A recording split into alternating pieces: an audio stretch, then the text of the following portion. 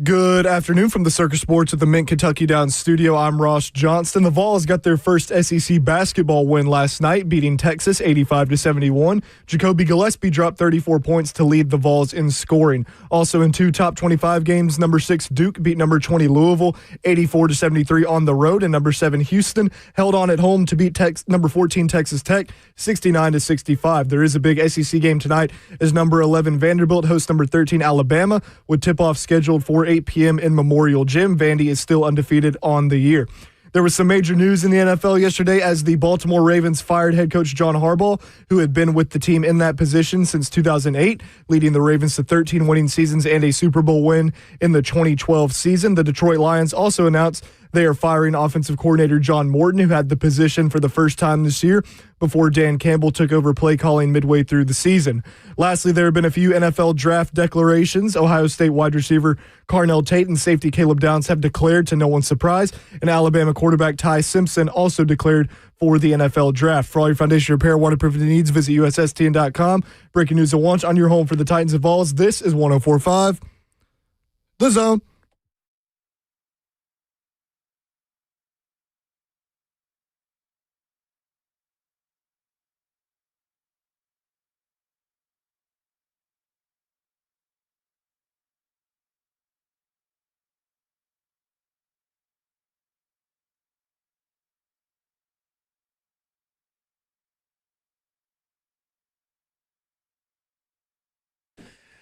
Cover 2 with Blaine Bishop and Zach Lyons here on 104.5 The Zone, powered by All Four Seasons Garage Doors, 615-737-1045. The latest in the Tennessee Titans head coaching search. Vance Joseph, Broncos defensive coordinator, will have a Zoom meeting today. Lou Anarumo, Colts defensive coordinator, will have a Zoom meeting today. Those can last up to 3 hours. Steve Spagnuolo, Chiefs defensive coordinator, and Matt Nagy, Chiefs offensive coordinator, will both have Zoom meetings tomorrow on Thursday. Jason Garrett, don't know if it's a Zoom, don't know if it's an in-person, but former Giants offensive coordinator and Cowboys head coach will interview Friday, January 9th. We'll get into a little bit of Jason Garrett later. Kevin Stefanski, former Browns head coach, will interview in person Saturday, January 10th. Raheem Morris, former Falcons head coach, Monday, January 12th, in person. And at some point, they may have already done it and just hadn't told anybody, but Mike McCoy is also getting an interview for the job. Oh, I thought he already did. No? I don't know if he already did or not, but I mean, I know they announced it yesterday. And listen, my timeline is just an utter mess of trying to keep up with stuff. So I don't know if I mean, you could have already done it if you wanted to. I mean, he's in the building, but I just don't know if they have or not. Ah, got you. I got a quick question. Okay. Since the interview process is on Zoom, could I wear like something that I have on like right now? Like just a hat, and I mean, like just a casual. Can I have a golf shirt on, or do I have to really be like I'm in an executive meeting and have to have a suit tie on? That is a good question. See, I don't know. I've never been part of these meetings. Interview. If I was interviewing an NFL head coach and they showed up in like a suit and tie and everything, I'd be a little put off by it. Because that might be the only time you see him in a suit and tie. Yeah, ever. But you want a CEO? But I don't know if that necessarily reads CEO, or does that read try hard? Like, are you being a try hard? Is that really you? Like, well, if it is that person, I mean, maybe. But like, I would expect personally. Now that I've never really thought about it before you brought it up, but I would Would they wear a golf shirt? I mean, whatever. I mean, I would say whatever your facility where they're at. Yeah, whatever you wear on the sidelines or whatever you wear around the facilities, what I would expect. That's what I would expect. Maybe that's not what people would expect. You said on the sideline. Now you're wearing the logo of the team you're actually coaching for. You cannot wear that in the interview. I guess I would just say like, I don't know. That may be all the clothes they own. To be honest, some coaches are like that. Like, I'm sure it's all Ravens stuff for John Harbaugh at this point. Man. I would just be like, hey, you can dress casual. Like, not too casual, but you don't need to do all like that. A quarter it's a Zoom zip. interview. Like, if you wear a quarter zip on the sideline. That's a good question, though. Like, I've never thought about that. If they were... I'm going to just say this. When my son was going through the interview process, not for, for a coaching job, it's a regular job. I was like, hey, man, look decent. So if you want to have on a casual, golf shirt, or you can even wear a jacket with no tie, just, casual. Right. Hey, look professional. You're going to speak professional. Hey, it's a job. Like that's kind of why I asked. I did just hit me while we were sitting here. Yeah. I love how stuff hits me when I just sit here. I like it. I like it. So yeah, I don't know what's appropriate. If they got a fresh quarter zip on, hire them right now. Yeah, I would say a quarter zip. Come on now. I wouldn't be really put off by a hoodie for this particular job. Okay. So I interviewed people for positions to be fitness instructors, right? Uh-huh. I wouldn't be put off if they showed up in fitness gear. Okay. Now, for a job in the car sales business, I would expect at the very minimum polo. Now jeans, not shorts, and nice shoes. Doesn't have to be tucked in or anything, but that'd be at the very minimum. But we're on Zoom though, so you can't see below. That's true. Well, okay, so that's fine. Listen, they could be. Shorts. They may not even wear pants. I don't know, but I mean, like, No, okay, I meant, I like, get short you. shorts. Yeah, I mean, Well, like if you're, I get what you're saying, if but you're like, interviewing- that'd be fine. if you're going for like GM or something, it's on Zoom, which I don't know why, but like to say GM is different. GM, like dress. Look the part. It's GM. GM, So I would that kind of matters. expect Yeah, a it's blazer and a button down. Yeah. If it is general manager or an executive 'cause you're- position like you're that. up there in the front Scouts office. would be more closer to what the coaches wear, like what I would expect. Okay. So I think there is some kind of delineation there. And if there is someone who's wearing a suit on a Zoom interview with the Titans, I would expect Mike Borgonzi to say, "Hey, so-and-so, could you stand up and do a little twirl for me? Just to make sure they're not doing the business casual." All right. Well, let's take it to another level here. Since you did that with the twirl, as you go with your interviews, because you said you could be casual, when you get to the final, when you're the finalist, do you then start wearing a suit jacket? You can't. You got to be who you are. You gotta keep I'm the looking trend for going. someone for a head coach I'm position. just saying, just a jacket and just a regular shirt. I mean, nothing fancy. If that's what you're comfortable in, that's what you're comfortable in. I want you to be like, some people may be comfortable. Like, I think I've seen Dan Campbell kind of dress like this a couple of times, but like he'd wear a button down, untucked, blue jeans. I wouldn't be really put off by that.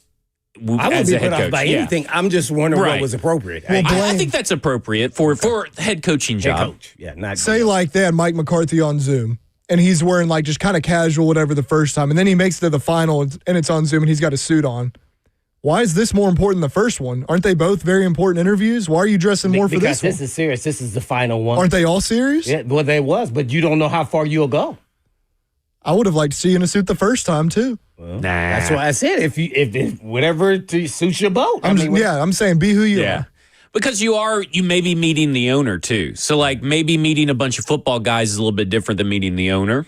Maybe that's why you dress up a little bit. There you go. Because a little bit of strategy, right? Like that's a little bit of strategy. You don't have to go super dressed up. Me not knowing anything. If I make it to the finals and I'm a coach, and all of a sudden now the owner's on there, I may kind of step it up a little bit.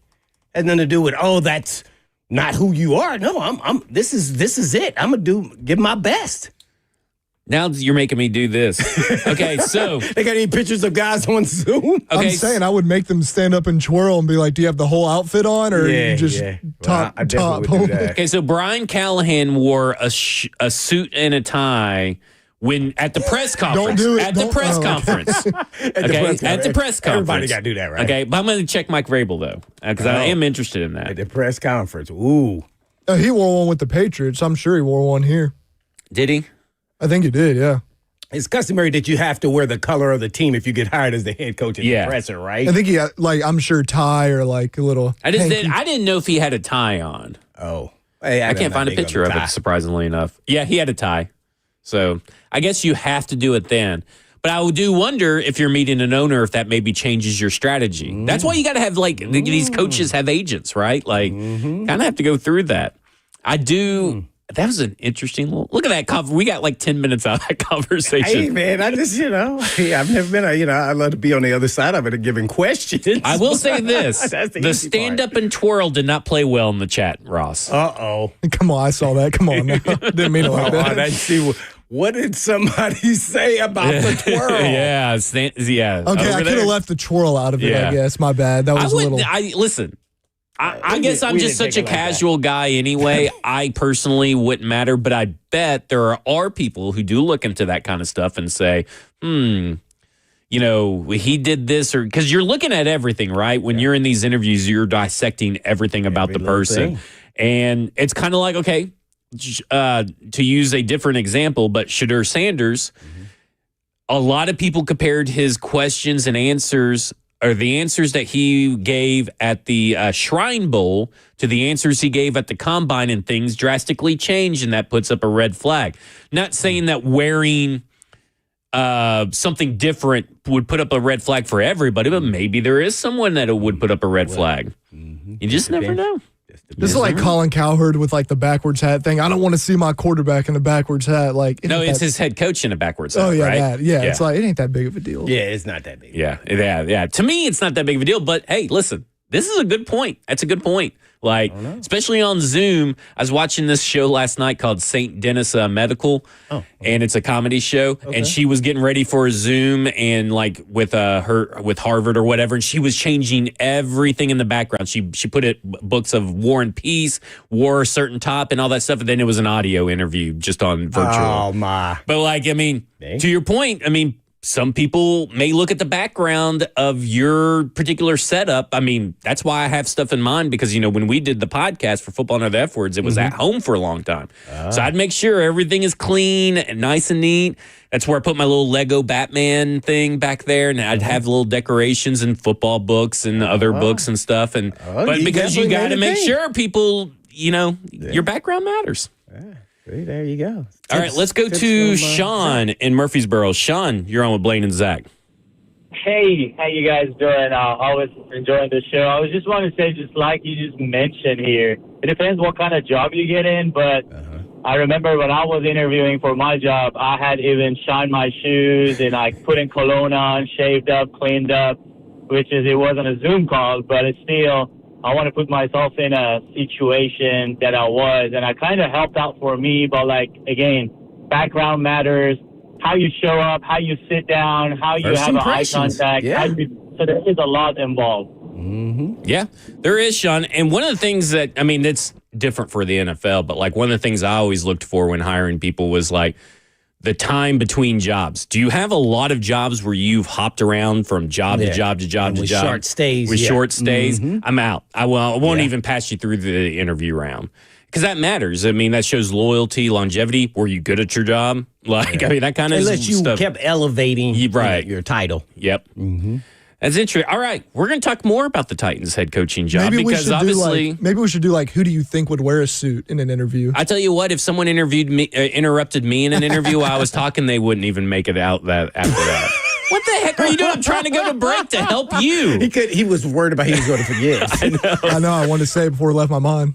All right. Anyway, when we come back, we're going to talk about John Harbaugh, who got fired from the Ravens, and what that means for the Tennessee Titans. This is Cover 2 with Blaine Bishop and Zach Lyons here on 104.5 The Zone. Can't wait.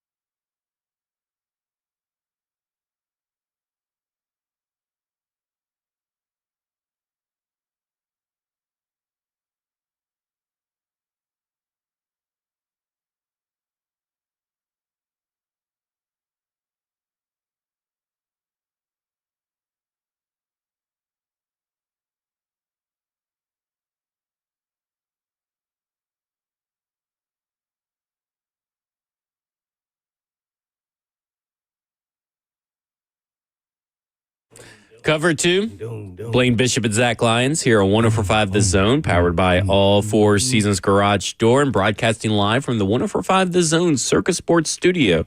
Yeah. And by the way, you just hired Ross because he had on a T-shirt. I did. I hired in the backwards hat. He hit both my check marks. And the interrupting. Yeah, and the interrupting. Yeah. That all works, All right. Right in line with me. So the most Titans thing happened last night. John Harbaugh gets fired, and like 10 minutes later, it's announced that Jason Garrett's coming in for an interview. The juxtaposition of those two things happening like within like 20 to 30 minutes is the most Titans funniest thing ever. I'm raising my hand, so I don't want to interrupt. Do you think that was intentional?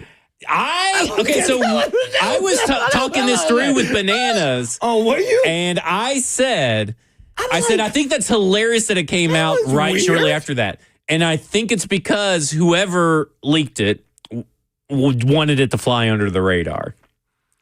I think they wanted because they saw Harbaugh come out, and I think that if this is the time, if the Titans leaked it, oh man, I think it's because they were like, well, everybody's talking about Harbaugh, nobody will care about Jason Garrett coming to interview. I don't know, man. That one there, boy. I was like, what? What are we doing? Hey, man, I was like, was this strategically and say, okay, we'll hire that person in the middle in between these two? I kept going round and round. I'm like, oh. Then it made me start believing that maybe he is a candidate.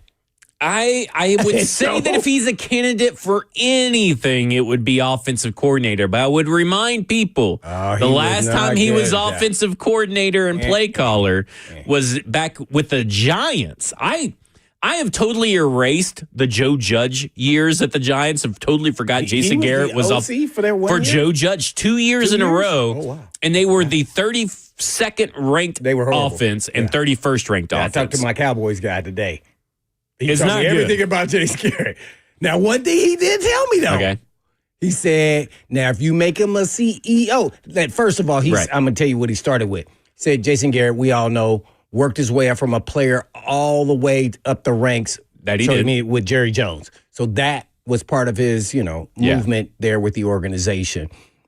And then when he went to the Giants, as you mentioned, those, I thought it was just a year, but 2 years, he said he's a horrible play caller. Not horrible, but just okay. It may get your team 8-8. And I feel like if you're okay, you're a horrible play in my mind. Now, what he did say is, he says he's horrible at broadcasting, but he says, don't let that quiet demeanor fool you. He could be a great CEO of a team if you got his offense and defensive coordinator, and say that he has some fire too. Like when you show him in the locker room, he getting after it. And I was stunned when he told me this. I am stunned about that. Never guessed that. And I would love to see that happen in New York or Atlanta or Cleveland. Right. I was just trying to get some background. No, that's really good background. I was like, man, this guy's a true Cowboys through and through. And then, okay, so now I give you that. He said if he's CEO, no play caller though. No. Now, McCarthy, he said, is kind of a mild-mannered, not good at managing the game, had lapses throughout with the Cowboys. Yeah. As far as managing the game, he said he was somewhat erratic with play calling in the beginning. Yeah. And then as time went on, he became really good there. It could have been personnel, could have been, he was letting someone else kind of call the plays, then he kind of took over and then it kind of took off. But he says kind of mild-mannered guy who, he'll sit there and just do his job. And if Jerry Jones or, the GM is getting the players, it won't bother him. He said Jason Garrett was probably somewhat similar to that. Anybody who worked for the Cowboys knows Jerry Jones is running things. So they were probably forced to have certain people as their assistant coaches and things of that nature. So they do play ball. Like that's kind of when I hear that, I go, hey, they want to do whatever they can to whatever the owner wants to do. I think that's somewhat what Vrabel wasn't, and I think that's what maybe they may be looking for, by the way. I'm not sure. Well, that's what this sounds like. I go, ooh, well, maybe that's why they're potentially on the list. So here's my conspiracy theory on Jason Garrett. PK this morning, quote, said this. He put it out in a tweet, and it says, quote, I have heard that he Mike McCarthy is not interested. And I have some reason to believe that the Brinker-McCarthy relationship is not one that would lead to the Titans to hire him. But I don't have that as firmly as I'd like. So that was in PK's tweet. So obviously he's heard something, but not firm. But I wanted to throw it out there, but it's not firm. Well, we talked about a little bit we were supposed to, I guess, talk about offensive systems yesterday, according to the title of our show that we did not actually talk about. And one of those systems that I was going to talk about was the Air Coryell system. And the reason I bring that system up is because it starts with deep read progressions, and that's where Cam Ward's eyes naturally go. And when you talk about leaning into something, that's leaning into what he does best is that's what he wants to do, and then you work your way down.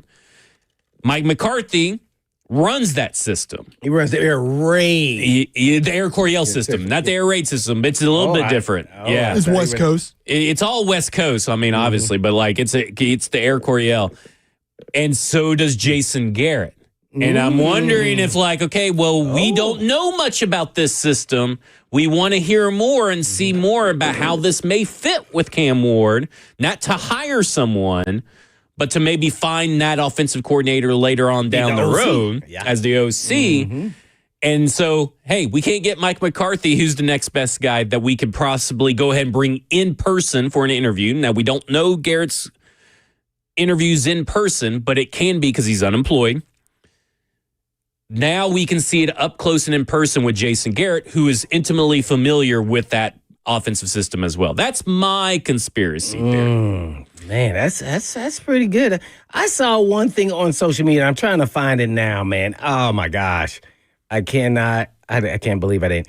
Somewhere there was a connect with Jason Garrett. Did you see that tweet? That was from Easton. Oh, it was Easton. Easton tweeted. It was he worked with Mike Borgonzi's brother at Dallas as an assistant linebackers coach, Dave Borgonzi. Yes, Dave Borgonzi was on staff as the linebacker coach. Assistant linebackers coach, or maybe he got promoted at some point. Yeah, and this could be a favor of some sort. And then I'm thinking, here's the thing. Whether it's a Zoom interview and you're wasting 3 hours or it's a half-day interview in the in-person, it kind of feels like you may be wasting everybody's time with this. But then I go back to my conspiracy theory and I'm like, about trying to figure out if that system is for you. There's probably no better person that can explain it that's available to come in person other than Mike McCarthy than Jason Garrett. Now, whether you hire Jason Garrett or not, please do not. You still got info, though. You got the info. And that's what some of these things are for. They're for fact-finding missions. Yes. Well, and again, like, I don't think any of us know what Jason Garrett even wants to do. Like, does he really even want to get back into coaching like that? Clue. It's one of those things, though, where you're right. Like, you see it, and you're just like, what are we doing here, guys? But if there's an ulterior motive to it, then just, head coach, it could be a good thing. It really could.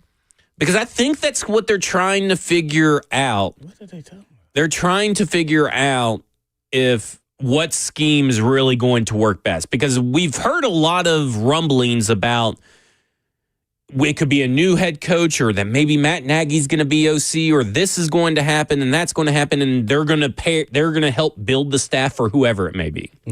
If that's the case, you kind of have to know intimately all the X's and O's and ins and outs of an offensive system. And really, I know that everybody there is kind of football guys, but they probably don't know the ins and outs of every system. And what these guys are doing to prepare for this interview, like Jason Garrett, would be, here's how this fits Cam Ward. So now you got a full explainer, a manual on how that particular scheme fits Cam Ward. Some schemes may require an adjustment period. Some schemes may not. And so that's my little conspiracy theory on the Jason Garrett thing. Now, last night, I did not have this conspiracy theory, and I had a full meltdown, and I'm cussing, yelling around the house. I have to go, I'm just mad. I'm just mad because I think it's so stupid. But you can't let it do that. Whenever you see something I can't let it do it, but I'm just perplexing. It seems way to the left. Yeah. It always makes me like, that's really interesting. I would have never thought that. I wonder what didn't help. Why. Yeah, like where did that come from? Yeah, that's so. Then it becomes, I'm fishing now for why this happened instead of, oh no, this is ridiculous. Yeah, I go the opposite direction. Well, wait a minute now. These people are in. This is their job. Like their job is on the line here. But it also didn't help. I was getting like they're not ding dongs. They're not. Well, it also didn't help my state of mind, Blaine, that I was getting texts from all my Cowboys fans out in Memphis making fun of us with Jason Garrett. They were sending me Jason Garrett memes and making fun of the Titans for interviewing Jason Garrett. So it didn't help. I was in a very emotional, fragile state last night. I talked to two people, and when I said we're interviewing Jason Garrett, they said, what? Right. These are Cowboys people now. Yeah. Yeah. I saw it pop up on my phone. I literally chuckled. I was like, huh, and just whatever. All right. Yeah. But another thing I forgot to say that he said, though, he connects with players. And that was big when he was kind of talking about his leadership style. Yeah. And I was like, then he said he was kind of a mild-mannered, but at the same time, he knows when to ratchet it up. He said because it shocked him every time he saw him in the locker room getting after it. Yeah. It was, But you are right. When you see these things pop up, I mean, okay, let's just be honest.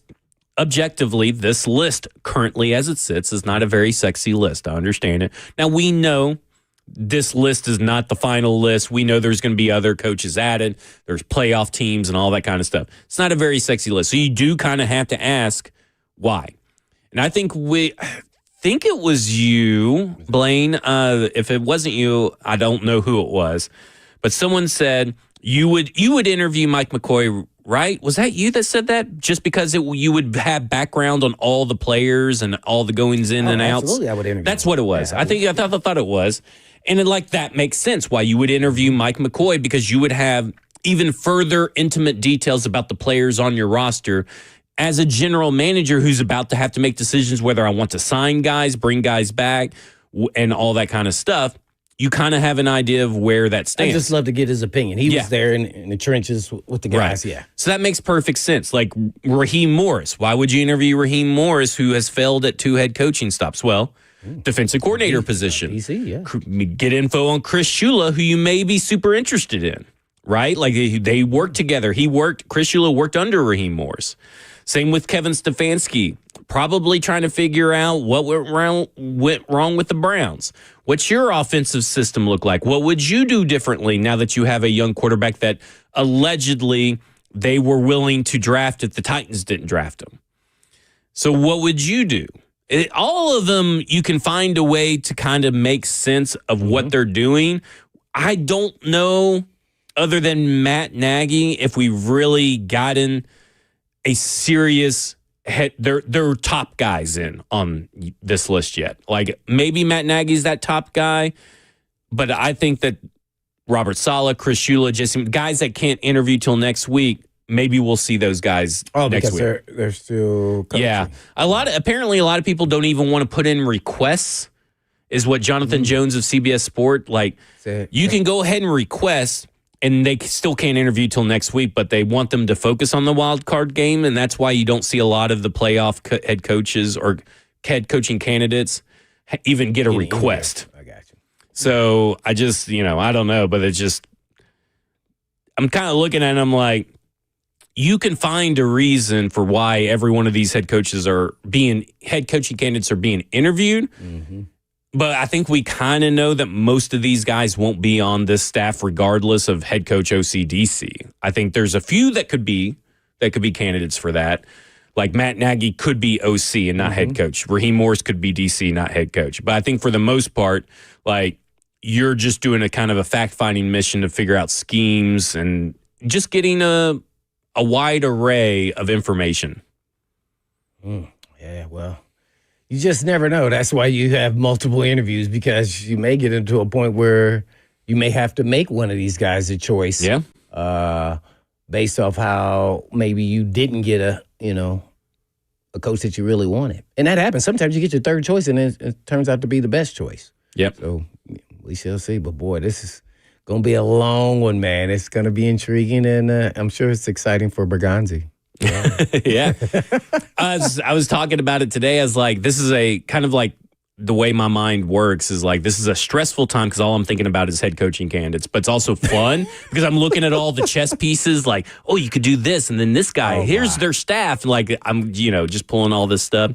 Let's go to the phones. Let's go to Bam. Bam, you're on with Blaine and Zach. What's good, fam? Everybody doing all right? Doing good. How are you? Yeah, Bam. Man, good question, man. And it's just like we're gonna play a game here. Okay, let's just say we do get Harbaugh. Because of his ties with Denard previously, do we keep Denard as DC, or does he bring in somebody else? Does he bring in Todd Monken, or does he possibly get somebody else? All right, let's just say if the Steelers lose, are they potentially waiting to see if they pull the plug on Tomlin and we try to go after him? Or would it, like, basically has the carousel in a sense stopped to see if we potentially have a chance at one of the coaches, or let's just say Harbaugh for right now, or they're waiting to see if Pittsburgh possibly does, or are they just going to have to potentially go for a Kingsbury or somebody like that, or, you know, Nagy? That, just in that, like, after yesterday, it did get kind of confusing, but do you think that they're going to potentially wait and see what happens in this game with Pittsburgh to see if it gets even crazier? You know what I'm saying? Mm-hmm. Or just how far that's going to go? So that was my question. I just want to see what y'all thought about that. I mean, I don't know. In my mind, I wouldn't be waiting around. I would still keep doing fact-finding because you can't just bank on one guy maybe getting fired. And the reports right now seem to be leaning like if he's not going to be in Pittsburgh next year, it's because he's taken time away from the game. Mm-hmm. They're talking about Mike Tomlin. So I don't know if they're really waiting around or stalling. It seems by reports that the guys that we mentioned earlier, your Chris Shula, your Jeff Halfleys, your Jesse Mentors, your Clint Kubiaks, and all that kind of stuff, Robert Saleh, they may not be putting those interviews requests in because they just want them to prepare for their game. Mm-hmm. So I wouldn't read too much into it myself, but I can understand why. Well, I'll say this. I don't think you're going to see a Harbaugh interview here. And it's because I don't think Harbaugh's going to waste his time interviewing here. I'm just making an observation and a guess here, naturally. I think Harbaugh would be the perfect fit. Oh, I would love it. No, don't get me wrong. I would love Harbaugh here. I don't think they'll be interviewing him, to your point, because I think Harbaugh, and we're talking about John, is just like his brother Jim. They want to be connected with their GM.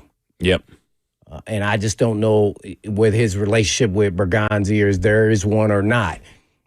But you just got to see how this trend goes. And I just think that he may have other opportunities where he can also have the GM with him, whether it's the Dolphins or let's say there's another team that needs a GM. He has a relationship with even the Commanders, by the way, Adam Peters. So I think that's where the connect will be to see where he lands, that he gets the Giants, because he can get Shane out of there. What's his name? Shane, right? Yeah. And he can bring his own guy in. Mm-hmm. I think that is the route he's going to go, and I think the Titans know that. They just can't say anything publicly, and so I think that's why they're not bringing him in for an interview, is because Berganzi doesn't have a relationship with him, and he just got here, so he's not going. Yeah, and I just don't think, to your point, just to echo what you're saying, is that, listen, I would cry tears of joy if John Harbaugh. But you got to understand, he's exactly what they need. Yeah. But if John Harbaugh chooses the Titans, because it ain't the Titans choosing John Harbaugh. John Harbaugh's in a league of his own against all these other candidates. Yeah. It is John Harbaugh choosing to interview with the Titans. And I don't know if that's going to happen, because if I was John Harbaugh, and listen, I personally like the Titans job for other candidates, but if I'm John Harbaugh, New York has the prestige. But there's also other people probably calling him right now. And there was a big Ravens reporter that says that there are 9 teams have already called John Harbaugh last night. Well, there were only 6 openings, not including the Ravens. That means roughly 3 to 4 teams have probably already called him. Mm-hmm. That have head coaches. Right? That's what I'm saying, man. We're not on the list. I would love it. Oh, yeah. Like, I would think it would be great. Yeah. John Harbaugh, you bring me Todd Monken. I think that there is a chance he could keep Denard Wilson as DC, and I'd be fine with that. That's not a selling point for me, but I would be fine with it. But I don't think it's just not going to happen for the Tennessee Titans, and I hate saying that because I loved John Harbaugh when he got hired back in the day. I thought he was going to be really good. I thought him and Sean McDermott were like two guys that were in Philly for a certain length of time that were under Reed. That was like those guys can coach, and I loved what he's done and been able to do there. And I get it that things ended poorly, but we're not going to really sit here and ignore years of information, decades of information saying that he's a good head coach. Yeah, 18 years he was there. Right. Yeah. He was on the staff there, and McDermott. Andy Reid had a heck of a staff. Yeah. And they, you knew both of those guys were leader of men. I mean, John Harbaugh used to MF me all the time in the special team meeting room. And I'm like, and I was just helping out, scout team guy, helping out, running down on kickoff. And he would be like, who is this right here? And he was like, I know this is not Blaine. Do you know what? You need to just go back in and don't come out here at all. You're jogging down. You're not helping us. I said, no, but you got to look at me at the second and the third time. I'm running fast. The first rep, I'm just out here trying to get loose. Well, then go get loose on the side. This is him in a meeting. And I'm giving you the clean version. Right. And that wasn't even on top of it when you're out on the football field. This guy was all in, balls to the wall. I mean, every day. He was nonstop. So when he got an opportunity, I was just like, wow. I don't know if it's cope from people saying that we know that we're not going to get John Harbaugh, so I'm going to diminish what John Harbaugh has been able to accomplish with the Ravens. But we got people in the chat saying, oh, well, he inherited Ray Lewis and Ed Reed. And, what did he really accomplish? He only went to the playoffs 12 times and won a Super Bowl. And, you can make the same arguments you make for Mike McCarthy for John Harbaugh. That's why I like Mike McCarthy. But let's not, just because he's not coming to the Tennessee Titans doesn't mean you have to diminish his career. And the people who say, well, he doesn't know, well, the guy that can't hire Todd Monken. Like, I get it, understand it, but they are still even without Lamar Jackson for a good chunk of time, top 15 in points. They were 11th in points scored and 16th in yards earned by the offense. We're still talking I don't about know what you're trying to do to diminish John Harbaugh's career. And trying to diminish Todd Monken like he doesn't know what he's doing is. I get that there's certain instances, but we're talking about maybe one or two games in a span of like 20-something games of the last 3 years of Todd Monken. Like, let's be honest here. You guys are trying to diminish something that doesn't really matter in the big scheme of things. Well, a lot of people are saying he's a real loyal guy, and they try to get him to let Monken go, and he was like, no, he's always been in the middle and softened the blow with him and Jackson and Monken kind of, not agreeing at times throughout that process. So, I think John Harbaugh, I think his resume speaks for itself. There's no diminishing here. Just because he has better options in his eyes and probably a little more control. Just remember now, he was there with Ozzie, too. Yeah. So he was doing a lot of the picking of the players, who's still part of the, upper management to a certain extent now. So maybe that's why he wants to be with his guy that he trusts and understands, and, they're going to have his back and not, kind of circumvent him, and then next thing you know, he's out. Right. So that's kind of how it works. And I think that's the play he's trying to make here. And I don't know where it's going to be, but if I was making against Giants, Dolphins, Commanders, I wouldn't be surprised if Tampa Bay. And Tampa Bay's the I thought Tampa Bay would be one that they kind of had. Todd Bowles is on the second. I like Todd Bowles, but, John Harbaugh's on another plane. Yeah. He's dead. Listen, I hate to say it, but I don't think Harbaugh's coming here. All right, coming up next, we're going to go to your phones. We got the phone lines lighting up. 615-737-1045. This is the number. This is Cover 2 with Blaine Bishop and Zach Lyons here on 104.5 The Zone.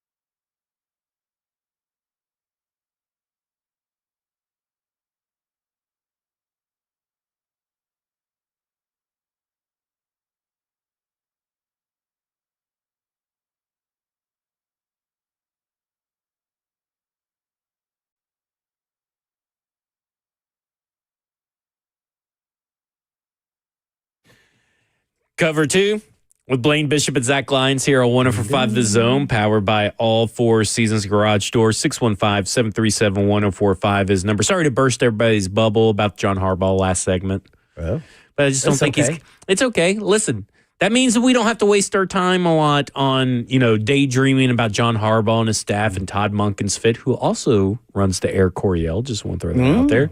But he does? He does. That doesn't look like what they run with the Ravens. Yeah, well, I will say this. They say that's what he runs, but I will say this. Todd Monken is, to me, he was voted. Now, I would say this anyway, but he was voted the 7th best play caller by defensive coordinators in the NFL. But even going back to his Georgia days and his Tampa Bay days, this is a dude that adapts his offense to his surroundings. Personnel, right? That's what I said, because it doesn't look like the Air Coryell. But he's kind of rooted in the Air Coryell offense. Where it's but he is what is that. To me, is one of the big things. I've kind of always liked Todd Monken as maybe a head coach candidate, but he's really maybe like Norv Turner-esque, where he's probably just good as an OC. Well, you just said something. That the Titans should be bringing him in for an interview. They should, because the Browns are doing it, like we said yesterday. He's going to adapt to it, and he should be in. And I'm not talking about head coach, but maybe as an OC. Right. By the way, that would be a good one to bring in for an interview. To be honest, and because they haven't already done it. The Ravens may want him out. I wonder if Harbaugh, when he gets his job, we don't know what's going on with the whole Ravens thing, by the way. Reports were that Harbaugh didn't want to fire Monken, but then he also didn't want to fire Zach Gore. We heard that I've heard already that Zach Gore was on his way out. And then I have no idea about that. Yeah, and I've heard that now it's Lamar and John, and then no, it's actually Lamar and Todd is the problem. Those relationships, I'm just not even going to listen. I don't cover the Ravens, so I really don't care what's going on up there right now with the he said, she said. But, I would be bringing in Todd Monken for an interview. I know the Browns are doing it. But I know there's a past relationship there. And also, you always want to bring in your rival for an interview, probably. Let's kind of see what they run, what they do, maybe gain some insight from that. But definitely, I think Todd Monken is the least worth kicking around as a name. If you're going to bring in Lou Anarumo and Jason Garrett, you might as well just bring in Todd Monken, too. Well, also just information of how he would utilize Cam Ward.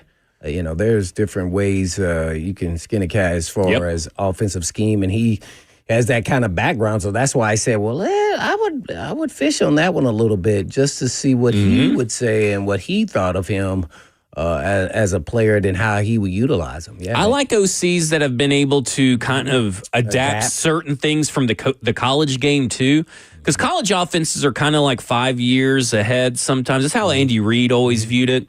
But I love a guy that Todd Monken, who has been at the pros, went to college, was successful in college as much as he was in the pros, and came back over here and was still super successful. And his offenses speak for themselves, and he adapts to everything that he's got going on. So, I don't know. I gotta like it. All right, real quick, let's go to the phone. 615-737-1045. Let's go to Dan in Lewisburg. Dan, you're on Blaine and Zach. Hey, how y'all doing today? Doing good. How are you? Good. Doing great. Hey, on the Harbaugh, that would be like having Christmas in January. Yeah. But I think, like you mentioned earlier, let's be realistic. He's not going to come to the Titans. But, I think one negative toward maybe if people are looking at the Giants, Jackson Dart, he is a very reckless quarterback. And, what's his longevity going to be in the NFL if he continues at his current pace of going under the 10th? So that might be something that the new coach may not, look at. So, and then in the college coach scene, I don't think there's no college coaches the Titans are interested, so we're back to basically square one. What existing coaches have got fired, we're going to be interviewing those, and maybe, hot shot coordinators. So, Harbaugh thinking was great for a few moments. We all got excited, but, I'm like, hey, let's be realistic. If he did come to Nashville, he did sit down for the interview, the Titans would be foolish to let him get away. Just give him a blank check, tell him whatever he wants he's got. But, we probably need to go ahead and just look at the remaining people out there. Yeah, I would agree, Dan. I joked with someone last night. Someone was like, just give him the keys to the city. Give John Harbaugh the keys to the city. I said, I'll give him the keys to my house and car if he'll come here to coach at the Titans. That's how I am about John Harbaugh. Hey, listen, to be honest, a lot of people didn't think that Mike Bergonzi would have taken this Titans job last year after all the turnover. And maybe we're a little underselling something attractive about this Tennessee Titans lots job. of guys, they like that challenge, man. I'm Maybe telling they you, like the challenge. Like that challenge. Oh, yeah, absolutely. But I would be just like, I don't know. I would be pleasantly surprised if John Harbaugh came to the Tennessee Titans. I'm not going to sit here and, try to gas him up and get you guys all excited for something that's likely not to happen. Love to have him, but I just don't think he has an existing relationship with Bergonzi. Well, I think that's where he's going to make his decision. If not, he's going to bring his guy. But also, like, whoever that is. Does Harbaugh want to start from the ground up, or does he want to go somewhere with maybe there's a little bit more quicker success? Mm-hmm. Because this is more of a ground up kind of situation, whereas the Giants has a really good defense. Mm-hmm. We know he can hire some good defensive coordinators, John Harbaugh, and get some stuff. Guys. So you can maybe start from a higher floor. Tampa Bay is ready-made. Like, if Tampa Bay is calling John Harbaugh and they're seriously interested in him, and that I would just say a no to everybody else, because that team in that division specifically too, that team is like easy for the pick and for someone of John Harbaugh's caliber of coach. So I don't know. I would just say, put it like this: this team could be up at the top next year. I mean, it's possible. Yeah. It would just take a lot more stuff going right here than maybe some other places. Yeah, with the draft and the free agent. Yeah. Mm-hmm. All right, coming up next, more of your phone calls. Chuck, Ian, Gil. When we come back, this is Cover 2 with Blaine Bishop and Zach Lyons here on 104.5 The Zone.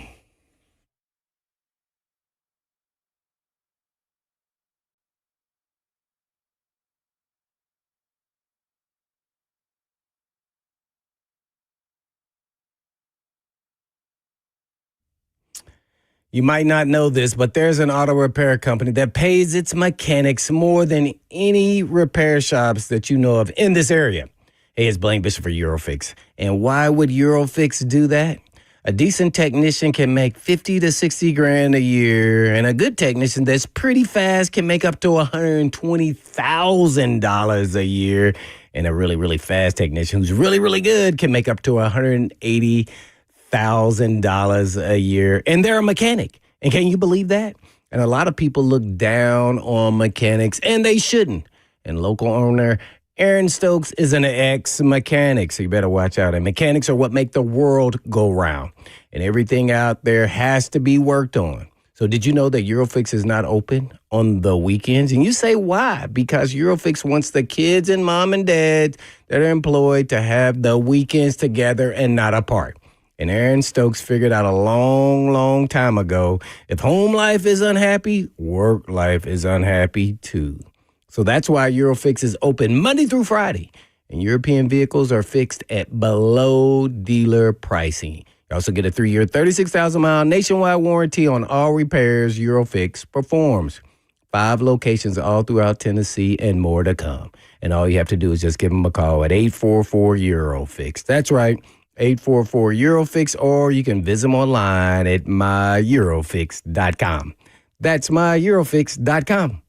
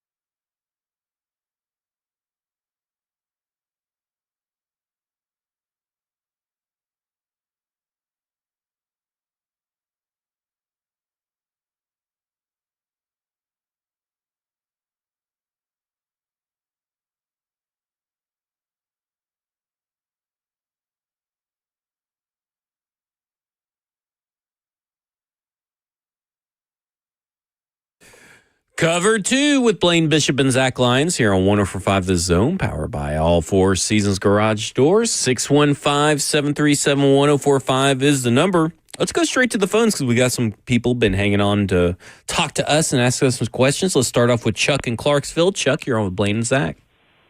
Hey, Zach. Earlier you were giving your conspiracy theory, so I'm gonna give you one of mine. I love it. I love a conspiracy theory. You may know what this is, but there's two people reason why I think Harbaugh might consider the Titans, and that's Jack and Jackie Harbaugh. His mom and dad are 60 miles up the road and in their 80s. Oh, because that's a very tight family. The thought of maybe being close to mom and dad in their latter years here in Tennessee, and them being an hour away driving and not 3 hours away flying. Well, Chuck, I love that conspiracy theory. That's a good one. That is a good one. He may need to be the new president of positivity. I mean, that is some positive stuff right there. It's some information. I had no clue the Harbaughs lived around in this area. So I don't know. Maybe there's something to it. Or maybe that's just why he goes to Atlanta, because he'll at least still be closer. I think he has a private jet. I think he'll be okay. Yeah. One can And dream. then like seeing your family then there at every game, though. There's no doubt about that. One can dream. I like that. I like that, though. I like a good conspiracy theory. Let's keep those on. Let's go to Gil out in California. Gil, you're on Blaine and Zach. Hey, how you guys doing, Blaine and Zach? What's up? Good. Well, what I wanted to say is that this is like a critical moment for Berganzi, because here it is, all the teams want to get Harbaugh, and basically all the coaches want to go to Baltimore. But we've had since the middle of the season to do this coaching search to analyze every coach that was out there. So with the head start that we had, I know Harbaugh is the best coach, but I would feel that they would be able to put together the best coach for the Titans in the stage that they're in now. And I think they have more than enough time to look over all these candidates, considering the Cleveland Brown coach wasn't available, or Harbaugh. I mean, that's a good point, but I will say this. But they just started the interview process. They just started the interview. But, I mean, they've been doing the research is what he's saying. But research is different than interview. Yeah, here's my concern. Because, like, the Harbaugh thing on paper seems like, oh, well, that guy will get a choice of another job, and that leaves other people for you. If he takes a job like with Tampa Bay, Todd Bowles is probably not getting a third head coaching job, at least this cycle. So that means that now he's gone over there to a job that wasn't previously open, which means that now the best head coach went over there. That is meaning that Baltimore's still open, New York's still open, Atlanta's still open. Like, obviously, Baltimore's going to be open because John Harbaugh's not going back. But, like, those jobs, at least from a national perspective, from what I've seen most people they put that the Titans are, like, 4th or 5th preferred best destination. I don't necessarily agree with that. But I do get concerned that the dominoes falling in that kind of a situation is where you may have to settle for your head coaching candidate. And I hate being in a situation where you have to settle. But I will say, Shula, Hafley, those two guys are probably, depending on what happens, I don't know, because Mike McCarthy could go to the Giants, and if Mike McCarthy went to the Giants and then Harbaugh went to whatever position or head coach fires their head coach, that could then still leave some good coaching candidates for you. I just don't. They may not be settling, right? Because if Matt Nagy's their number one and he stays their number one, they're not settling. We will never know if they're settling, but sometimes you just want to make sure that everything just comes out all right. And I don't know if it will or not. Well, they can't admit this, but I don't think Harbaugh, regardless when he got fired or not, I think through their process, I don't think they were thinking that Harbaugh would be No, I'd agree with you. So I don't think it pauses or anything that they're doing. Actually, it may benefit them a little bit more time because people are waiting to see what happens with Harbaugh. Meanwhile, you could still be having your interviews with the guys that you targeted for your candidate to be the head coach. They're not going to panic one way or the other if Harbaugh says that, hey, I'm not going to interview with you guys. He was never in their plans. They may have been like a file locked away somewhere for him and Tomlin, just in case they got fired, in case of emergency kind of situation. But in the actual plans of the Titans head coaching search, it doesn't really affect their process, I guess is the best way to put it, to your point. And reason why, when everybody was talking about Tomlin and Harbaugh potentially those are fired, dreams. right? I never thought that they were going to be guys that would come to the Titans. Here's why. It's one reason. Those guys are in it now for a Super Bowl ring. Yeah. How far are we from that? Right. Like, so I just don't know if the team would have been of interest of a rebuild for guys like that. Now, you can come into a middle-of-the-road team maybe and say, hey, man, we get a couple pieces here and there with my coaching, hey, and bringing my guys in there. I'm a force multiplier. Right. Mm-hmm. But when you're where we're at, I just don't know if it was going to be appealing to them, and it was based off of where the team is at right now. But some guys like that challenge. I just don't know if they're ready. They wanted to take on that kind of challenge at this point in their career. Probably when I would say there's easier challenges out there. Still a challenge. It's still a challenge to be New York Giants head coach. You just said Tampa Bay. We're talking about. We're not talking about organizations. We're talking about how the team actually looks now. Like if Harbaugh, if like Tampa Bay calls you, outside of maybe Green Bay calling you, you know what I'm saying, or the Buffalo calling you, and maybe that's what he's waiting for. A lot of people. Let me say something. There ain't a more attractive roster out there besides maybe a handful than Tampa Bay. I mean, Tampa Bay's got a very, very attractive roster. And it's kind of like when Tom Brady was going through free agency, right? Well, I'll go back to that. I told people he was not coming to Tennessee. I don't care. Vrabel was coach or whatever. John Robinson was GM, blah, blah, blah, blah. He's not coming to Tennessee.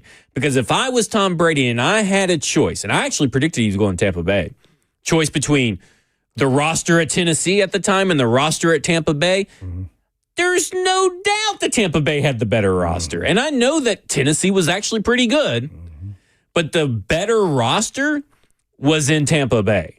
You get to throw to prime Mike Evans, prime Chris Godwin. You had all kinds of weapons out there, and it worked. And that's exactly, to your point, Mike Tomlin, John Harbaugh, maybe even to a lesser extent, Mike McCarthy, because we talked about this yesterday. You brought it up. Great point. You said, does Mike McCarthy really want to go through a rebuild? Yeah.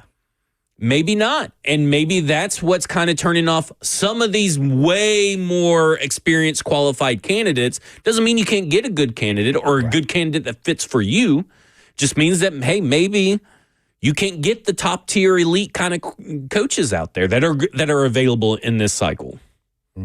Or who have proven in this league instead of 1 or 2 years as an OCDC. Yeah. So that's the thing. And that's why those questions asked in the media question there with Gonzi were really good, because how do you filter through all that and see that they can actually be a really good head coach? Yeah. And it's really, you can go through all the platforms of trying to figure that out, but ultimately you got to go with your gut. At the end of the day, that's what it's going to come down to, and what you believe who can be the best coach and lead this team to where it needs to go. So that, you may get it wrong. So you may get, sometimes you have to strike the fire. They've already gotten it wrong right. Bergonzi was not part of that process. Yeah.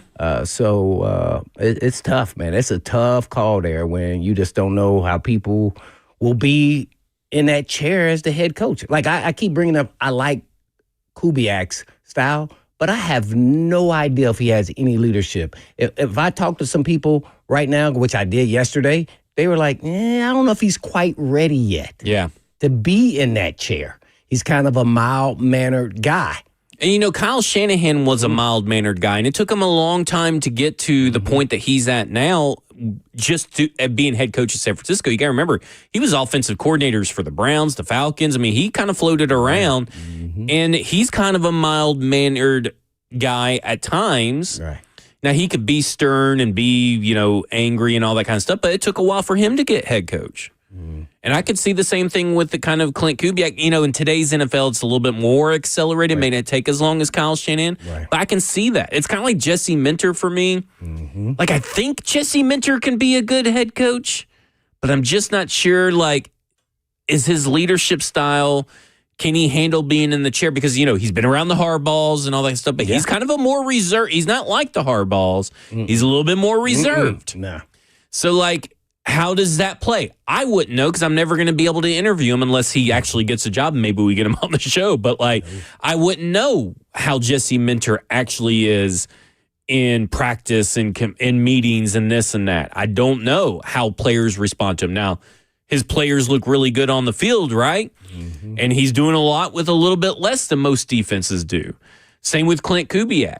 But we just don't know if you're ready, if you're the right fit. That's the real thing that's really hard for us to really say. We know Mike Tomlin's ready. We know John Harbaugh's ready. We know Mike McCarthy's ready. We just don't know. I don't know if Chris Shula's ready. Yeah. Heck, Jeff Hafley's been head coach. We won't really, a head coach of a college team. We won't really know if Jeff Hafley's ready, to be honest with you. Watch this. Did you think Mike McDaniel was ready? No, I really, to be honest, I did not. And I love Mike McDaniel. I do too. He's kind of a goofy guy that I kind of like. I laugh and I'm like, But you're like, you don't know. And really, is he ready? I mean, that's the thing is I still like Mike McDaniel, but he may be just an offensive coordinator and they may be playing with fire by keeping him around and not just starting over. You fire the GM, maybe you need to fire the head coach too. All right, maybe you they say still Tampa will. Bay for Harbaugh. I say Dolphins for Harbaugh. I think you would be right there. I think that would put them at 1 and 2, flip flop them 1A, 1B. You don't have to fire the GM. Nope. There's nobody. You there. bring in your own GM. Miami is one of the ones that called. If they weren't the first one called, I'd be shocked, surprised. Could this possibly happen that Harbaugh goes to the Dolphins and they keep McDaniel as an OC? Has that ever happened? No, because Vance. I was about to say Vance Joseph, but Vance Joseph left and came back. Yeah, I don't think he would. I think he would. I would think he would take a shot as offensive coordinator back with Kyle Shanahan, or if Robert Saleh gets a job, maybe he does. I think he would go to one of his buddies, kind of lay low, take it easy for a bit. Oh yeah, that's why I kind of think. Then Monken will go with him then. Yeah, Monken. I think it would be Monken. All right, coming up next, Michael, George, Jim, Cedric. This is Cover 2 with Blaine Bishop and Zach Lyons here on 104.5 The Zone.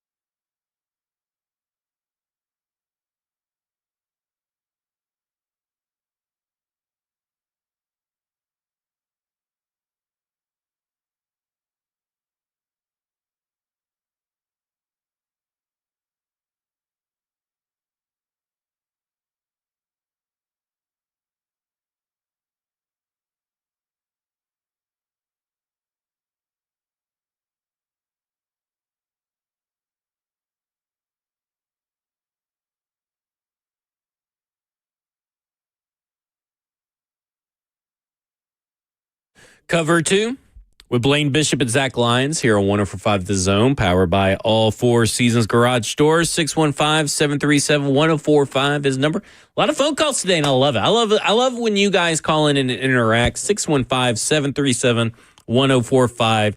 Let's start off with Michael. Michael, you're on with Blaine and Zach. Hello, gentlemen. How are we doing today? Doing good. How are you?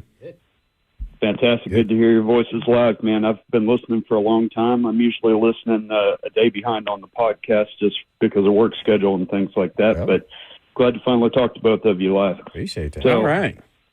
I've got a crazy suggestion for you. This is probably completely against the grain in terms of what teams typically do with hiring. It seems like everybody's always hiring the offensive or the defensive guy. Very, very rarely has there been a special teams guy who's gotten a nod as the head coach. Yeah. John Harbaugh. Rich Bisaccia with the Raiders was the interim, but, I mean, he was a special teams guy. We've put a real premium on the idea that communication and people skills and their ability to get guys to work together is such a big factor. What if we hired John Bones Fossil as our head coach, since he has such a talent with working with everyone? He knows so many people, and let him build a offensive and defensive staff. Maybe we could get somebody like Mike McDaniels and Anthony Weaver, kind of get the best of both worlds. You get guys that are good on each side of the ball, that are specialists on each side of the ball. The biggest downside I see with potentially doing something crazy like this is, well, nobody does it, so there's not a lot of track record to go from. And two, well, if your non-head coach is your play caller for either side of the ball, the risk is that they leave. Well, both your guys could leave. Yeah. What are your thoughts? I think that's tough because I like Bones Fossil, like everything that he does as special teams coach. I'd be willing to give him an interview if I'm the Titans. I mean, I wouldn't see any issue in that. I don't know if I'd put him at the top of my list or anything. What about you? Yeah, I mean, John Harbaugh was a special teams coach. He was a special team coach under Andy Reid there, and then left and went to the Ravens as a head coach. So there are not very many, but it made so much sense of why that happened in what you're talking about. He got to interact with all the players on offense and defense as special teams head coach. And besides, a lot of the guys are the backups that are the starters in there in that room, and most of the guys don't want to be in that room. It's just that they don't. I'm not going to be playing. I mean, right. I'm here to start. So you have to convince them. I think he has that ability and to connect with players. And I don't know about being a culture builder. I know what he did with us and what he's done and what he means to the league as a special teams coach. Sometimes it translates, sometimes it doesn't. But I'm right there with that. I definitely would bring him in for an interview because maybe he could be something that we're sure about. And you just never know when you have that, in your back pocket for maybe these other two we're not so sure, but we are sure with him because we saw him in action and what he did to our team and our special teams. And he shows at times on the sideline some leadership there. And he's always in McCoy's ear when they were making decisions and stuff. Special teams in game strategy. Yeah, all of that is involved, and that's why a lot of those guys. I'm wondering why that hasn't happened more often, especially after Harbaugh's success. We just haven't seen it a lot. So I'm right there with the caller. Yeah, definitely. Yeah. I mean, definitely an interview. An interview can't hurt. Probably earned. And he probably knows a lot of guys that in the industry for offensive defense. Maybe some as like coordinators that maybe we don't have a little insight that he does. That's true because he was always there. He was a long time at Dallas, places. Rams, long time. Yeah. So he knows a lot of different staffs, and he survived staffs as well. Yeah. And can he be the a transition CEO? from Jeff Fisher to Shula. Mm-hmm. Or Shula. That's a Freudian slip because I want Shula here as head coach. From Fisher to McVay. So he survived that transition because he's a very well-respected coach. You just can't. Because he's good at what he does. So, I definitely think they should be open to that. All right, let's go to George. George in Mount Juliet. You're on Blaine and Zach. Hey, you guys. How you doing today? Good. So, I've been thinking a lot about this, but you guys threw me off when you started talking about Tampa Bay getting in the mix. So, just from which they still have a head coach right now. They would have to fire their head coach, and there's no guarantee that they would get Harbaugh. Well, they wouldn't fire without knowing that they're getting them. How do you do that? You got to conduct interviews. You can't just give a guy a job. Oh, I think John Harbaugh's interview has been the last 18 years. Yeah, but you're talking to the agent, and if the interest is there, and who the connects, and what they would do, and kind of parameters. If you're going to go to if Tampa Bay's going to jump out there and get rid of their coach to get Harbaugh, what wouldn't keep Dallas from doing the same thing? Nothing. 'Cause I know Jerry Jones has got more money than anybody else in the league. Nothing is stopping. Sounds like something he would do, especially to keep them from going to the Giants. Yeah, I'm with you. I think Dallas. Throw that out there. No. Dallas could hang be up one. unless you guys listen. Gotcha, George. I think Dallas could be one, but I also will say this: Jerry has shown a propensity for better or for worse, hanging on to his head coaches and giving the guys that he chose, handpicked, time to go. Now, John Harbaugh's a totally different animal. Mike Tomlin is another example, would be a totally different animal. I'm sure there were discussions between Jerry Jones and Stephen Jones and Harbaugh's representatives, but Jerry Jones is for all of his quirks, he's a pretty loyal guy. Yeah. That would be an interesting one. I think he chose Steinheimer's. And to be honest, I was stunned when he did the Parcells. Yeah. I really didn't think that was going to happen. And that was totally against it. I would say Harbaugh's halfway in between that, between him and McCarthy as far as his style of coaching. But everybody has a price. I just don't see that one happening. I know Jerry Jones has the possibility and the cash flow to do that. I just don't think he's going to do it this year. But to the larger point, and I don't know if this was George's larger point or not, but like, there's nothing stopping any coach from doing what Tampa Bay could do or Miami could do. And they may not do it. They may reach out and John Harbaugh say, I don't think so. Or they may kind of, I guess, maybe just stick with their guy, right? Like, I mean, there's the kind of with the Glazers and Jerry Jones, the Glazers are kind of notoriously pretty, stick with our guy. They just gave him an extension. He's under contract till 2028. Todd Bowles is. They may not do it. I personally, if I'm a head coach and I have like a Todd Bowles or a Brian Schottenheimer, I'm at least doing my due diligence and finding out through John Harbaugh's agent his level of interest in my job. I think you'd be crazy not to. Yeah, you have to. Yeah, you're not trying to win if you don't. Oh, yeah. All I was going to say was, and this is complete guesswork, but I feel like them getting rid of Eberflus already is the sign that they want to run it back with Schottenheimer and try to fix that side of the football and get the right guy on defense. Not like you guys are saying. You never know. Like, there could be some big surprise, and I wouldn't put it past Jerry to do something like that. But that initial firing very quickly kind of shows that, like, they got rid of the guy they wanted to get rid of. But but that was before Harbaugh was available. Exactly. Yeah, exactly. So you never know, but I wouldn't think that this year that would happen. Yeah, because, I mean, even Jason Garrett had, 10 years with Dallas or something like crazy like that? He was there till Mike 2019. McCarthy's the one who turned down his new contract because he wanted longer years, but Jerry was wanted to run it back with Mike McCarthy, too. And then you had Wade Phillips was there for a little bit. I mean, like, it just sometimes, I mean, these guys are just always going to be loyal.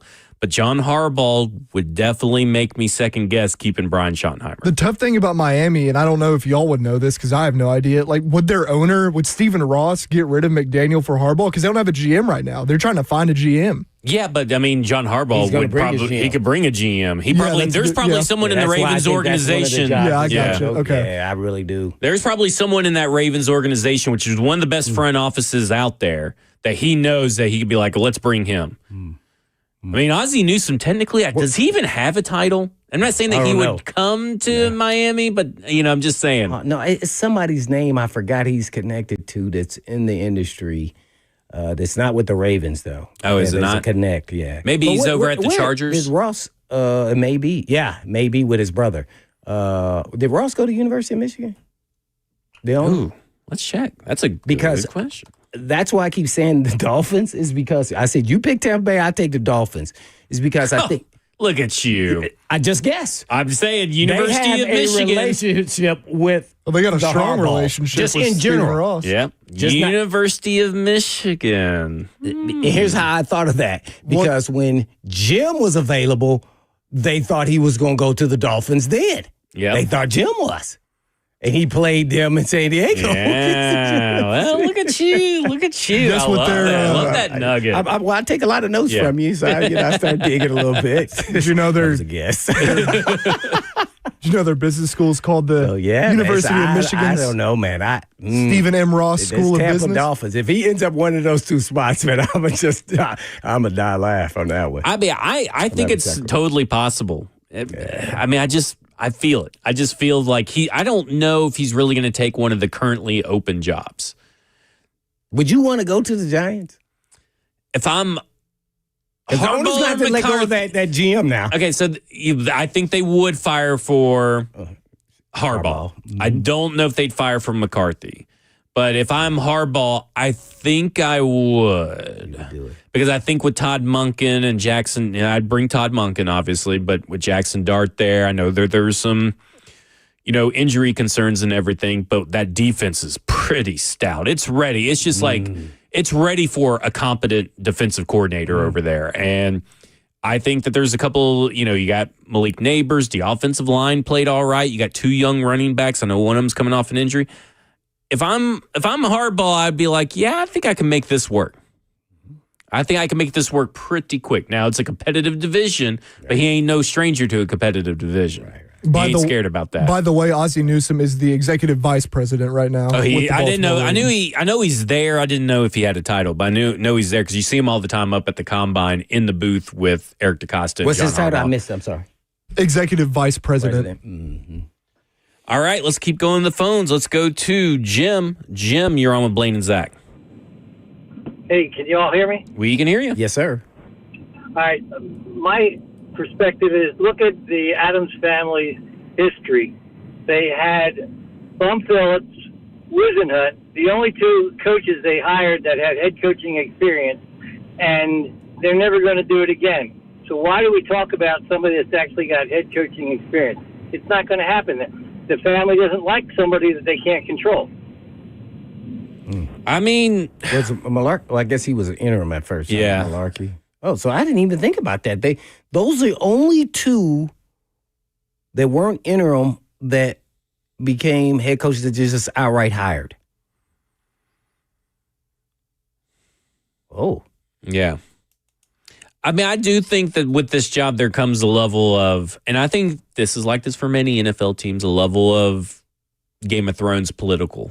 You have to play the politics. You can't play the politics. You're not going to make it as a head coach for long because you got to be able to stand your ground and you got to be able to play the game behind the game, I guess you could say. Mm-hmm. And I know that he's talking about control and all that, and that something the ownership wants to control, but I also don't know if Amy Adams Strunk really wants control. I think she wants control but doesn't want control. I don't think she's like Bud Adams in that way. I don't know. It's not a... It's hard for us to say. Loop there. Those are the... oh, man. Can we look that up during the break? I'm just fascinated. What was the question? That the only two head coaches they hired were from the beginning. Like, they hired them at the beginning. They weren't interim. I don't know if that's true. Oh, for us? Yeah. Well, Jeff Fisher was an interim, right? Right, he was. So Mike Malarkey was an interim. Yeah. So there's two head coaches. Mike Munchak was hired, right? Was hired. Ken Wisenhunt was hired. Mike Vrabel was hired. Right. Brian Callahan was hired. Right, so that wasn't a true statement. Yeah.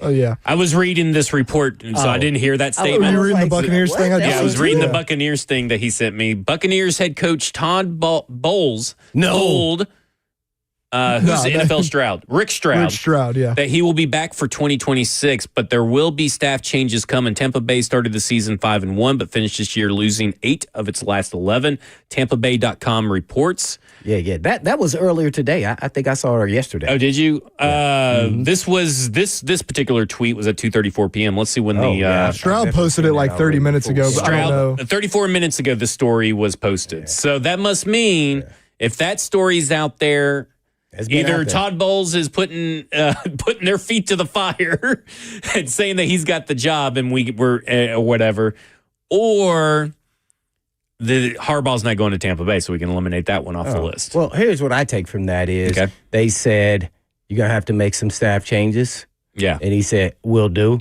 Because they was going to say, if not, you got to go. Yeah. And he says, we'll do. And they said, okay.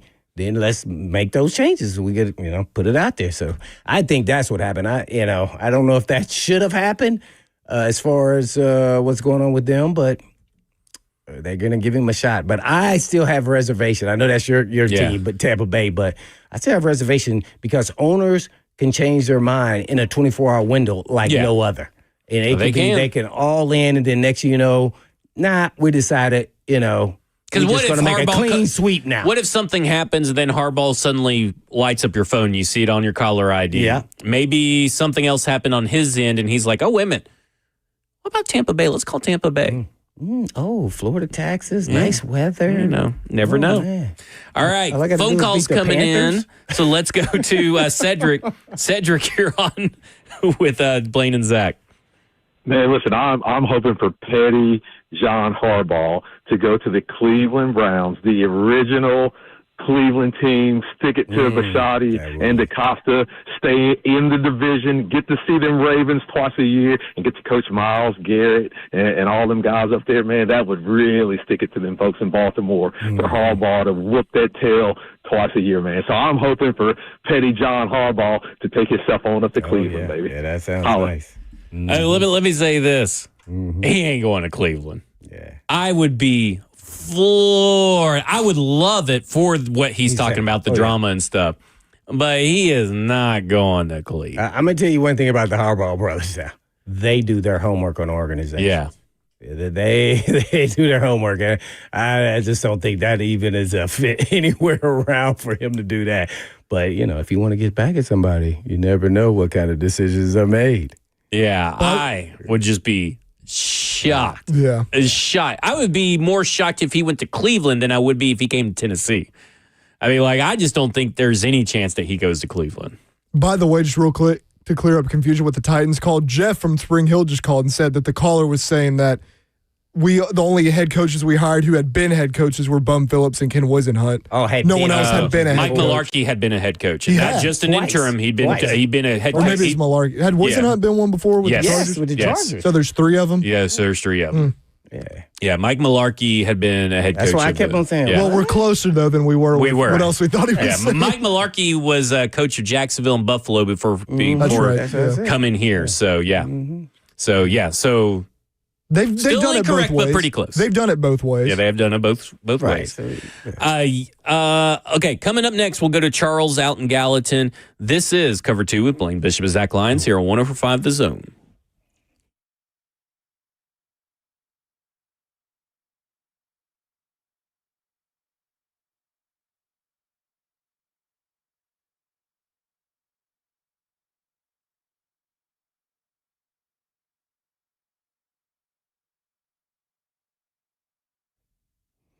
Naturally, the holiday parties are gone and over, but the holiday weight is still upon you around the midsection. And the approach to weight loss at Edge Peptide Hormone Therapy is a little bit different. They make sure all the patients have extensive lab work and face-to-face conversations in office with our nurse practitioner to create a customized treatment plan tailored to your specific needs. They use only U.S.-based FDA-audited compounding pharmacies because knowing where your peptides come from always matters. You also get to enjoy access to their in-body scanner to track weight loss to make sure you're maintaining your muscle mass, as well as lowering your A1C, keeping your cravings in check, especially at night, and prioritizing protein and having someone guide your journey from start to finish. So call the team at Edge Peptide for all your wellness questions at 615, of course, 724-1878. That's 724-1878 or edgepeptide.com.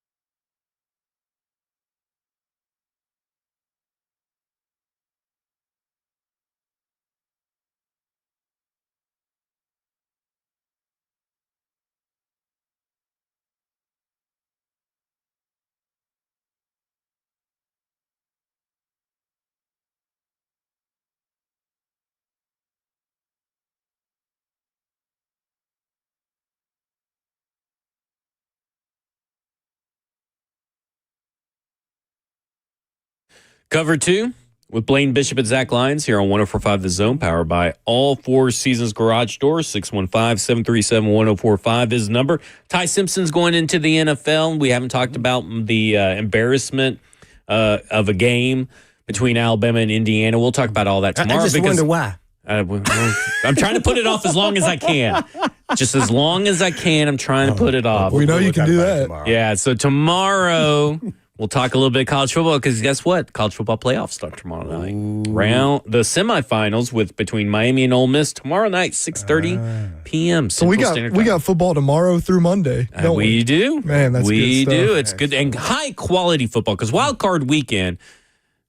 Unless Texans and Cincinnati ever play a game, is typically the best weekend of NFL football. But Texas Cincinnati and they played like 3 straight years or something like that, and it was like some of the worst football you've ever seen. But like this time though, great weekend slate of NFL games. We'll talk about that on Friday as well. Yeah, but now you want to talk about Ty Simpson going to the NFL? I want to go to the foes, but just real quick. Okay. I do think it's interesting, and I think for one thing you'll say about Ty Simpson, his biggest con or negative throughout this whole process, the thing you'll hear about the most is that he only has a limited number of starts. Right. I do think there is a pro-ready quarterback. I think if he goes to a situation where maybe he can sit just for a little bit, doesn't have to be the whole year, but just for a little bit, I think it'd benefit him. But you talk about a guy that's going to win the interview circuit, the pro days, that kind of stuff where you're interviewing with a team and they're giving you X's and O's. I am convinced Ty Simpson will win that because of his background, his pedigree, and all that kind of stuff. Yeah. I do think there is a large concern that should be made about his starts, though. How many starts does he have? Was it like 15, I think is what he totaled because of the 2 starts that he's had prior to this year. Sure. It was only 2 well, no, that he had? that would be 14. 16, so 16 starts. Oh. If I'm not mistaken. You know what I'm actually intrigued by, because I don't know if this could be real or not, but with Dante Moore, have y'all heard the Jets conversation with him? Because the Jets have the number 2 pick as of now. Not. He put out script on they're saying, Twitter. Why would you want to leave and go to the Jets? Yeah. Like, that's where QBs go to die. Yeah. So I'm intrigued to see how that plays out, because if he doesn't declare, wouldn't Ty probably be the second pick? You would think, right? You would think. I mean, he must have got some good reports. Oh, he said everybody said his first round pick. Yeah, I wouldn't be surprised. Arizona, not in this quarterback class at all. I like Ty Simpson. Also, Arizona could get one at 3. You don't know. I mean, we don't know what they're going to do with Kyler Murray, I think all 3 of those guys at 1, 2, and 3 are all getting a quarterback. Oh, so it doesn't help the Titans with the 4th pick? It does. I would say wait until free agency, though. Free agency could happen, but I would say, what about if there's a team that wants one of the premier other player? You may not get a lot. Oh. Like, what if someone wants a Reuben Bain or a David Bailey or Jordan Tyson Caleb or Downs, Jeremiah maybe. Love or Caleb Downs? Like, what if someone wants an offensive lineman that we're not even talking about that could sneak in up there?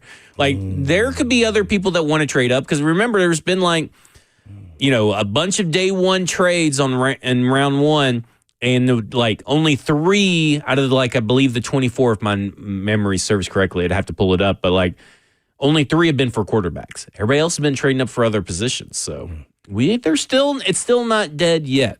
But let's go to the phones. Let's go to Charles out in Gallatin. Charles, you're on Blaine and Zach.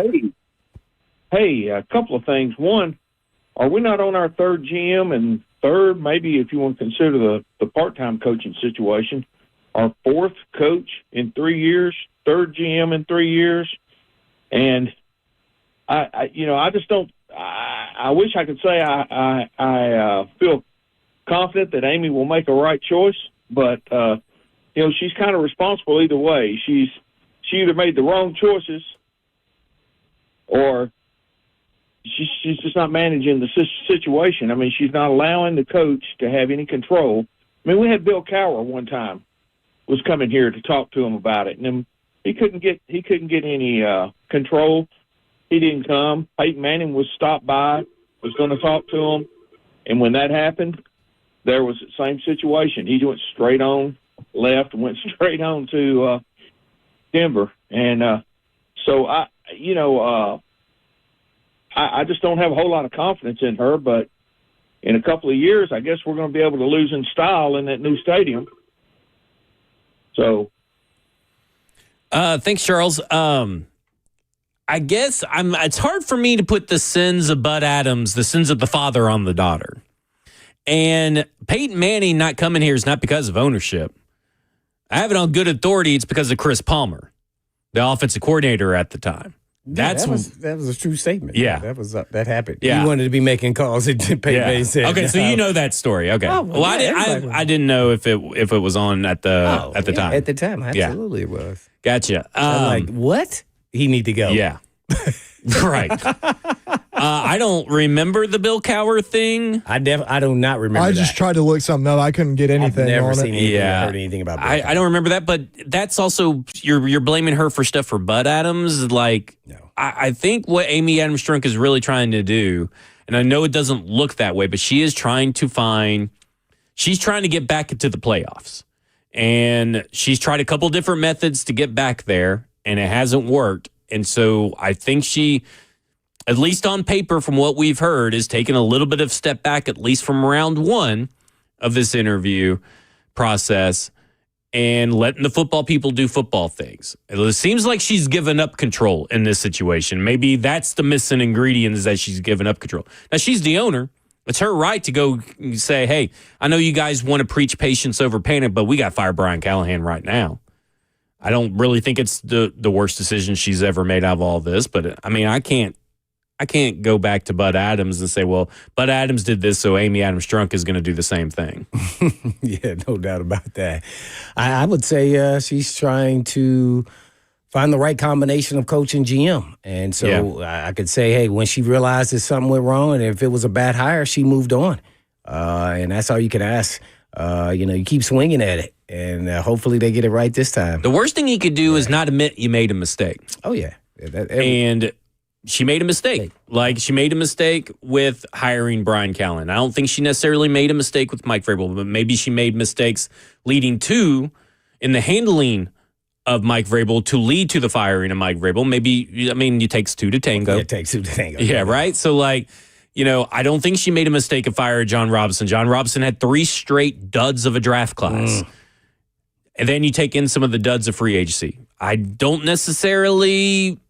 I'm kind of lukewarm on the decision of firing Rand Carthon, but keeping Brian Callahan, because that's what the GM, the new GM, and your president of football operations wanted, was probably the worst move that I think that she could have made out of all of those. And as you look across the league, though, people are doing exactly what she did, and they didn't even pick up and learn from the whole process. Yeah, she's at least changed her approach every time because she's trying to learn.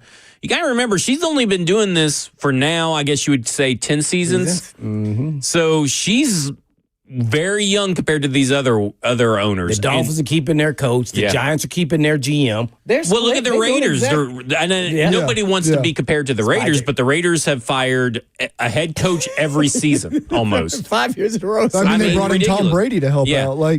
The Browns can't recognize good talent at coaching. They haven't learned from their mistakes, and they're keeping Andrew Berry because he finally had one good draft class. And look how long it took the Panthers to get it right. Yeah. The Panthers had to go outside the box.